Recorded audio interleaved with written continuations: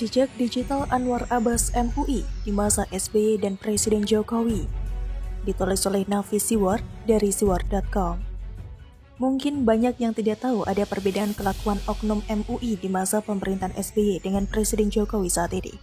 Ada yang mau tahu? Mari kita bahas lebih dalam secara perlahan namun pasti. Pertama, umat dan rakyat Indonesia harus paham bahwa Majelis Ulama Indonesia ini ternyata sebuah lembaga swadaya masyarakat atau LSM. Tidak percaya? Coba perhatikan link situs MUI yang beralamat di mui.org.id Sejarah MUI. Dalam situs tersebut jelas tertulis jika MUI atau Majelis Ulama Indonesia adalah lembaga swadaya masyarakat atau LSM. Setiap LSM pasti membutuhkan biaya untuk operasional mereka. Salah satu pemasukan uang yang besar bagi MUI selama ini adalah dari sertifikat halal. Penulis tidak masalah jika makanan dan minuman memiliki sertifikat halal. Toh dalam aturan agama memang tidak boleh makan dan minum yang haram. Tapi penulis juga bingung apa hubungannya sertifikat halal untuk kulkas, makanan kucing, panci, rantang, wajan, dan tisu toilet? Barang-barang di atas bukan untuk dikonsumsi oleh manusia. Lalu kenapa mesti mendapatkan sertifikat halal?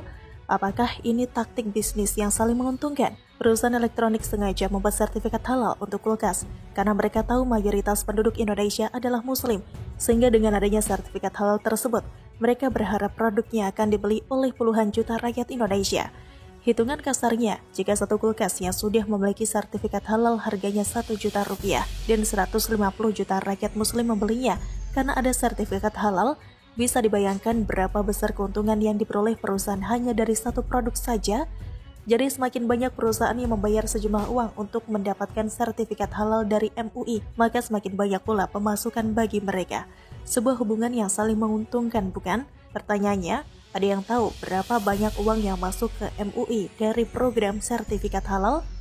Jadi ingat pernyataan Inspektur Jenderal Kementerian Agama Muhammad Yasin pada tahun 2014 silam yang mengatakan bahwa pemasukan yang didapat Majelis Ulama Indonesia atau MUI tidak bisa dipertanggungjawabkan. Badan Pemeriksa Keuangan atau BPK dan Inspektorat tidak bisa mengaudit MUI, kata Yasin. Yasin mengatakan duit sertifikasi laiknya diurus negara. Pemasukan sertifikasi halal juga harusnya masuk penerimaan negara bukan pajak, sehingga otoritas sertifikasi halal wajib diaudit secara berkala. MUI hanya melakukan sesekali audit, itu pun kalau dibutuhkan, ujarnya. Yang bisa masuk mengaudit MUI sekarang, kata dia, hanyalah Komisi Pemberantasan Korupsi atau KPK. Aneh tapi nyata, sebuah LSM bernama MUI yang lahir pada tanggal 26 Juli 1975 di Jakarta, atau pada masa Orde Baru sampai masa pemerintahan SBY bisa memegang kewenangan penuh atas proses sertifikasi halal sejak pendaftaran, pemeriksaan hingga penerbitan sertifikat, dan kita rakyat kecil tidak pernah tahu berapa banyak uang hasil sertifikasi halalnya. Tidak heran jika pihak MUI pernah memuji prestasi SBY setinggi langit di akhir masa jabatannya pada tahun 2013 silam.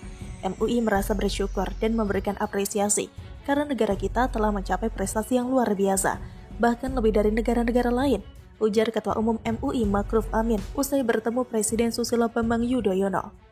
Dalam pertemuan dengan SBY tersebut, Ma'ruf Amin didampingi jajaran Ketua MUI, antara lain Anwar Abbas DKK.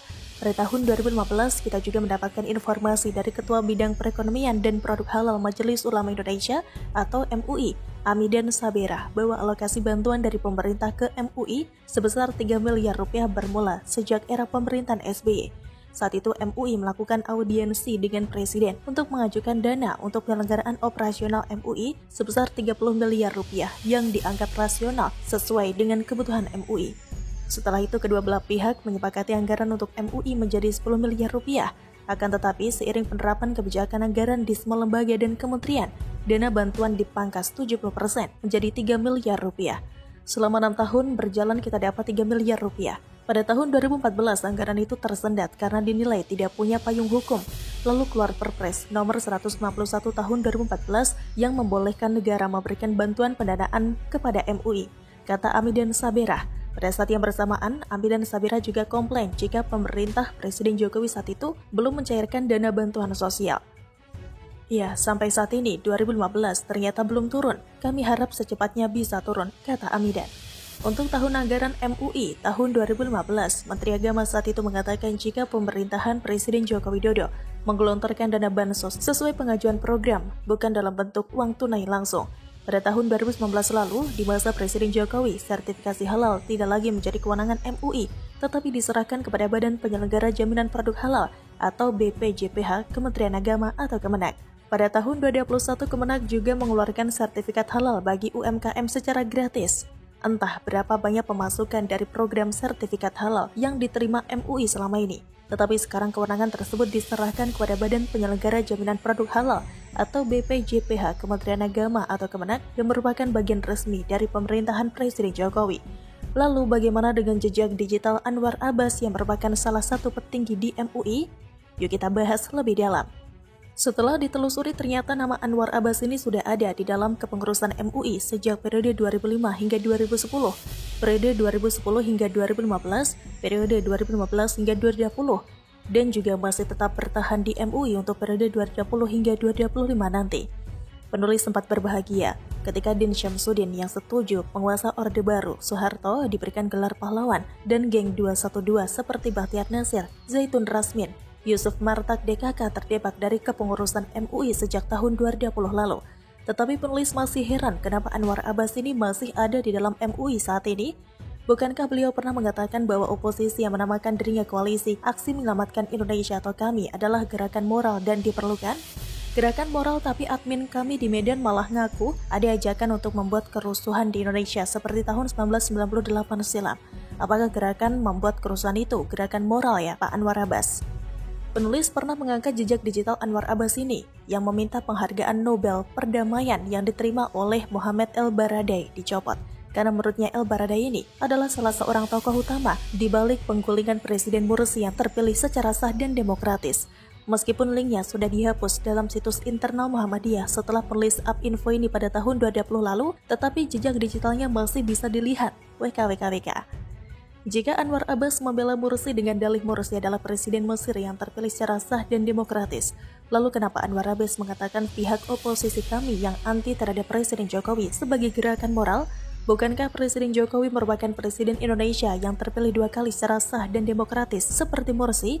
Pada tahun 2020 lalu, Anwar Abbas ini pernah mengancam mundur dari Sekjen MUI terkait rencana sertifikasi penceramah.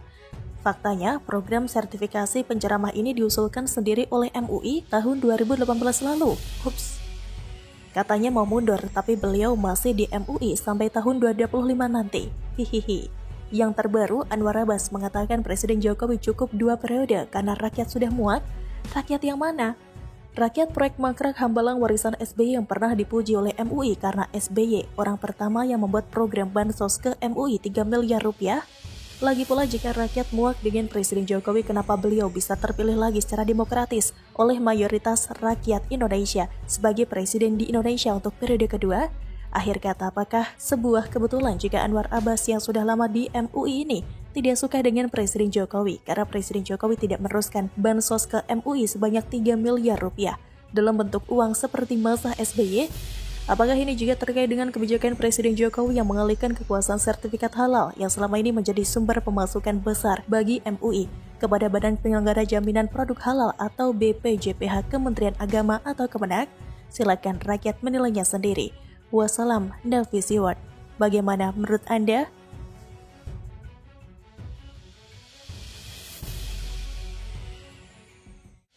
Muncul FPI dengan nama baru, harus ditolak. Denny Siregar. Cie, ganti kulit nih ya. Ditulis oleh tim redaksi jurnal dari berbagai sumber. Melansir dari Terkini, pegiat media sosial Denny Siregar menanggapi berita soal munculnya FPI baru dengan nama dan logo yang berbeda. Melansir dari Warta Kota, pada Selasa 7 September 2021, Organisasi Kemasyarakatan atau Ormas Front Persaudaraan Islam atau FPI dikabarkan akan segera melakukan deklarasi. Adapun organisasi ini disinyalir sebagai wadah baru perjuangan para anggota Front Pembela Islam yang telah dibubarkan pemerintah beberapa waktu lalu. Wakil Sekjen Persaudaraan Alumni atau PA212 Novel Bamukmin mengatakan bahwa deklarasi tersebut belum dipastikan kapan akan digelar. Di sisi lain, Dewan Pimpinan Pusat Front Persaudaraan Islam atau FPI mengeluarkan instruksi kepada para anggotanya untuk terjun membantu korban bencana alam yang tengah terjadi di Sulawesi Barat dan Kalimantan Selatan. Di tengah eksisnya FPI baru tersebut, Denny Siregar melontarkan pernyataan menohok. Dia mengatakan bahwa FPI yang lama hanya mengubah namanya saja dari Front Pembela Islam menjadi Front Persaudaraan Islam. Hal itu diucapkan oleh Denny melalui akun Twitternya yang dikutip terkini.id pada Selasa 7 September 2021. Kata Denny Siregar, sekarang FPI berubah nama jadi Front Persaudaraan Islam. Cie, ganti kulit nih ya. Beberapa netizen lantas memberikan komentar atas cuitan Denny. Salah satu netizen, berpikir positif aja dulu bang. Siapa tahu berubah jadi lebih baik kan bisa aja. Karena ada kata persaudaraan kan beda sama pembela. Kata netizen yang lain, orangnya itu-itu doang. Dan cuma beberapa segelintir doang. Jadi kalau bikin ruwet, nyeduknya gampang bang. Seperti diketahui, pemerintah telah memutuskan bahwa Front Pembela Islam atau FPI kini sebagai ormas terlarang. Keputusan ini ditetapkan lantaran organisasi ini kerap melakukan kegiatan yang melanggar hukum, terutama mengganggu keamanan dan ketertiban masyarakat atau Kamtibmas. Penerapan dengan melarang setiap kegiatan FPI tertuang pada Surat Keputusan Bersama atau SKB yang disetujui dan ditandatangani oleh sejumlah menteri. Keputusan tersebut diambil karena tujuan dasar FPI bertentangan dengan konstitusi negara atau tidak memasukkan azas Pancasila dan Undang-Undang Dasar 45 pada ADART organisasi tersebut. FPI secara de jure sejak 20 Juni 2019 sebagai organisasi masyarakat sudah dinyatakan bubar, tetapi tetap melakukan aktivitas yang terkait melanggar ketertiban dan keamanan di tengah masyarakat. Oleh karena itu, maka pemerintah memutuskan untuk melarang serta menghentikan semua kegiatan yang dilakukan organisasi radikal tersebut. Lebih lanjut, pemerintah juga melarang seluruh aktivitas dalam penggunaan segala bentuk atribut FPI. Meskipun sekarang muncul FPI baru dan menyatakan akan dideklarasikan, namun pemakaian nama organisasi yang lama tetap dipakai. Bagi saya ini seperti ular yang sedang berganti kulit. Ular tetaplah ular. Trauma masyarakat yang masih membekas karena FPI memiliki paham radikal sehingga rekam jejak kekerasan, teror, intimidasi, dan persekusi jauh dari kesan ormas Islam yang penuh damai dan sejuk. Saya mohon kepada pemerintah untuk tidak memberi pintu dan ruang bagi ormas terlarang ini. Mereka hanya berlindung di bawah kebebasan berserikat dan berkumpul karena dijamin oleh Undang-Undang Dasar 1945. Walaupun mereka mengaku sudah menerima Pancasila sebagai pedoman, jangan mudah percaya begitu saja.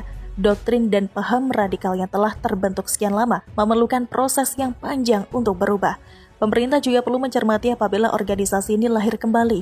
Sudah banyak pendukung serta simpatisan FPI yang terlibat berbagai tindak pidana umum. Bahkan tidak sedikit dari para anggota FPI yang terlibat tindak pidana terorisme. Jadi masih mau memberikan lampu hijau kepada mereka? No way, no. Saya menyarankan kepada pemerintah, khususnya Bapak Mahfud MD yang terhormat, untuk tidak memberikan angin surga kepada mereka. Dengan nama organisasi yang telah diubah, namun pengurus maupun anggota dan simpatisan adalah wajah-wajah yang sama. Mereka berganti baju atau jubah, tetapi dipakai oleh badan yang sama. Jangan sampai sejarah intoleransi, radikalisme, dan terorisme yang pernah dilakukan FPI akan terulang kembali. Bagaimana menurut Anda?